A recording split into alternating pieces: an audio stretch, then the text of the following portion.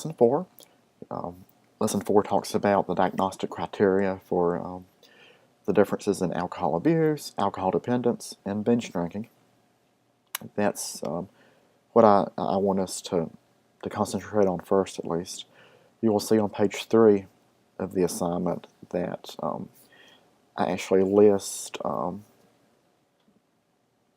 in a numbered list those classification standards from the DSM-4 related to what we consider to be alcohol abuse and dependence. And alcohol abuse actually includes a set of 4 criteria. And out of those 4 criteria, only one of the criteria itself has to be met over a 12-month period to be classified as someone who is abusing alcohol. So, for example, this same diagnostic criteria is used regardless of age. So the youth could be 10 years old, they could be 20, or we might be applying the same criteria to a 45-year-old, for example. There's no distinction within age, but the criteria still works pretty well.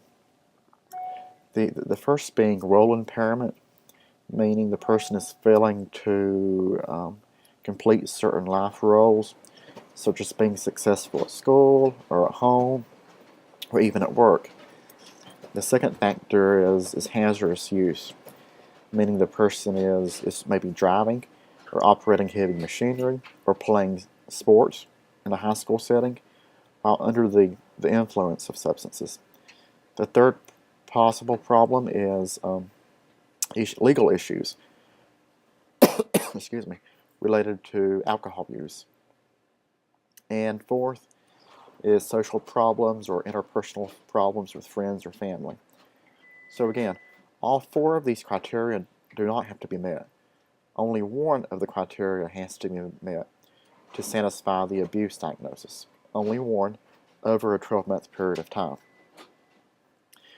So from abuse, we actually move into dependence, which instead of having 4 criteria, as abuse did, dependence has 7 criteria.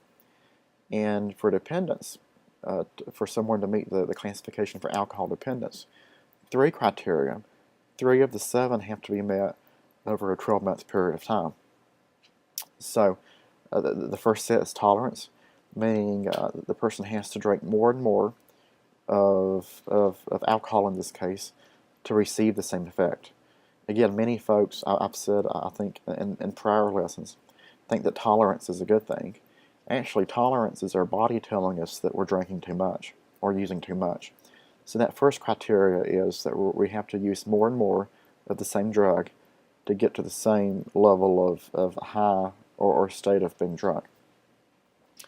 The second possible criteria is alcohol withdrawal, meaning when we take the alcohol, the substance, away from the person, you have visible withdrawal symptoms or signs due to the absence of the alcohol itself. The third criteria set is the person who is drinking more than they intended to drink. So maybe the youth sits down, says, I'm only drinking 2 8-ounce beers, and 45 minutes later they have drunk 6. So this uncontrollable, unintended consumption pattern is taking place.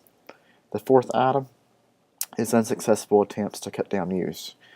Comments such as, well, tomorrow I'll just drink half of what I drank today.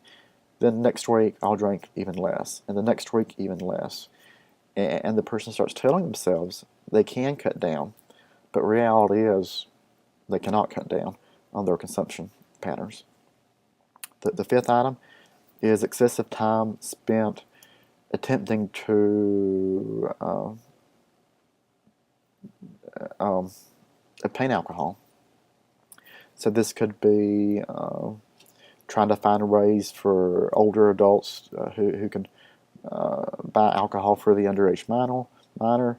It can be being intoxicated, drinking too much from Friday night until Sunday morning. It can be this fixation of living for the next drink. 6, impaired social or work activities due to alcohol. Again, that sounds very familiar to the abuse criteria, and it is that alcohol and the consumption of alcohol becomes more important than all the other life activities that may be going on.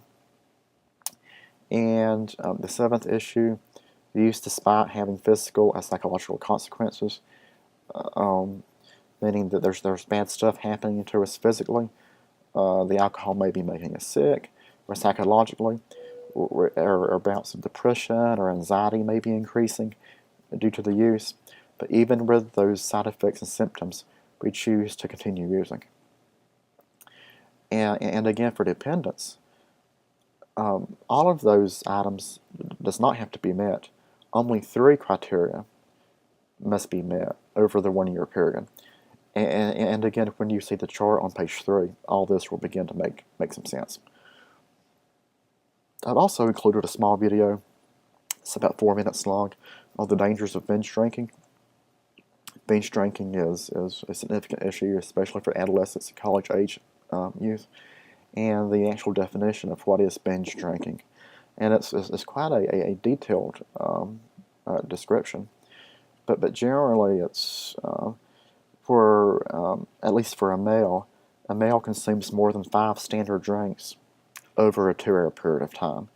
And the standards are a little bit different for females as opposed to males, and when we talk about the differing standard drink categories and definitions. But this is a growing problem with the adolescent population. And last but not least are some of the more traditional assignments for this lesson. Of course, your textbook readings and the videos listed within this lesson we need to do. Chapter 3, out of the tip number 32, I'm assigning for us to read. This tip chapter talks about general characteristics of effective treatment programs for adolescents. So if you're looking for a really good treatment program that serves the adolescent population, we need to be looking for some of these skill sets and programmatic criteria sets. I've also included a Chapter 4 reading from the National Institute of Alcohol Abuse on some of the statistical and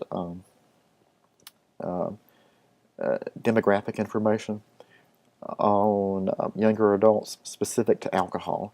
So it kind of filters out all the other data that generally includes drugs, for example, and prescription medication and so forth, and it just concentrates on alcohol. It's very good reading. We have one discussion board for this lesson that's inside of your Lesson 4 assignment folder. And this lesson includes our very first 2 to 3 page short response paper. And this paper must be in APA format, which means it's double spacing, you have in-text citations, you have a reference page, a title page, and so forth.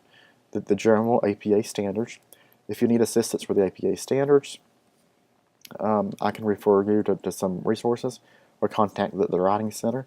They can help you with APA standards.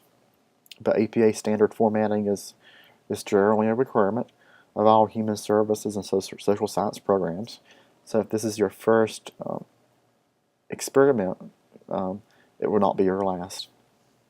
And your responsibility will be to identify one of the prevention programs that's listed in your text reading for this lesson and conduct some outside research on the prevention programs that's directed towards preventing alcohol abuse with our youth and letting me know about what you found out. Again, that's 2 to 3 pages. You need at least 2 references, and I need to see high quality references related to these programs. And that the paper will be submitted. There will be a submission link inside of your Lesson 4 folder. I've also included a rubric, so you will know in advance how I will be scoring this document. I believe the paper is worth 100 points total. And after I receive your paper, I will make comments on the paper and score the paper based on the scoring rubric. I will then scan the paper, then email you the paper back to you. So you will see exactly why you made what you made and any comments that I made, especially related to APA formatting standards.